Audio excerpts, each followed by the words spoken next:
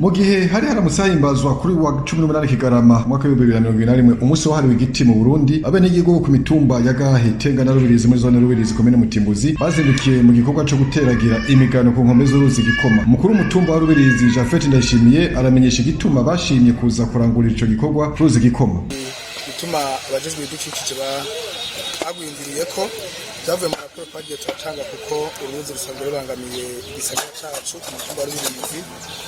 Urugendo rwagomagura inkombe, amazu y'abantu tukaba tubona agomba gutwarwa, hari naho epfo hamaze gutwarwa amazu, hari imiryango imaze kwimuka, indimiro gushika epfo mu mahwane ya Muzazi na Murago aho bihwanira kuduga indimiro abantu baramaze gutakaza ikibanza kitari gito cyane.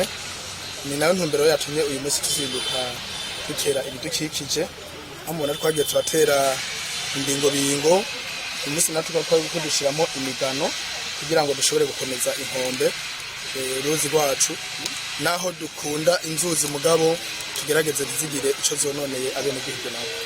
Kubijanye n'abantu baropora amabuye n'umusenyi muri urwo ruzi bivugwa ko baterera mu ihungabanywa ry'ibidukikije, Jafet Ndayishimiye abasaba kubahiriza ibidukikije.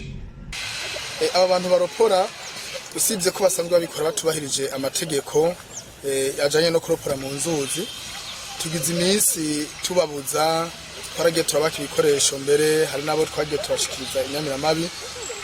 Rero n'ubu turashishikara kubiyamiriza tubereka ko bariko baronona.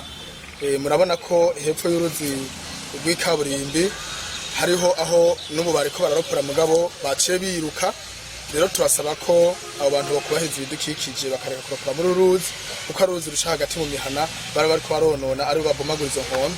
Tugasaba rero n'abajejwe umutekano basanzwe badufasha mugabo bongereza inguvu.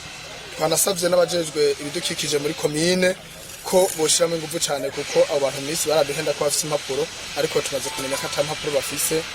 Nabo turiko turasaba ko bokubahiriza ibidukikije kuko ari neza yabo, ni neza y'igihugu, ni neza y'abenegihugu bose muri rusange.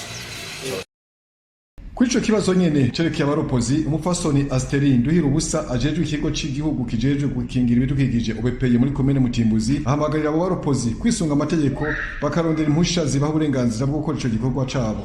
Akamo tubatera nuko imbere ya byose bakwiye kubanza kwisunga amategeko, bakarondera impusha zagenywe n'ubushikiranganje bubijejwe kugira ngo babikore mu nzira igihugu cyagenye yuko bizokogwamwo. Hanyuma abatarashobora kuronka izo mpusha bagahagarika ibikorwa, kuko ibikorwa vyabo dusanga ari biriko bironona kuri izo nzuzi. Tubibutse ko umunsi wahariwe igiti mu Burundi washinzwe mu mwaka w'1979.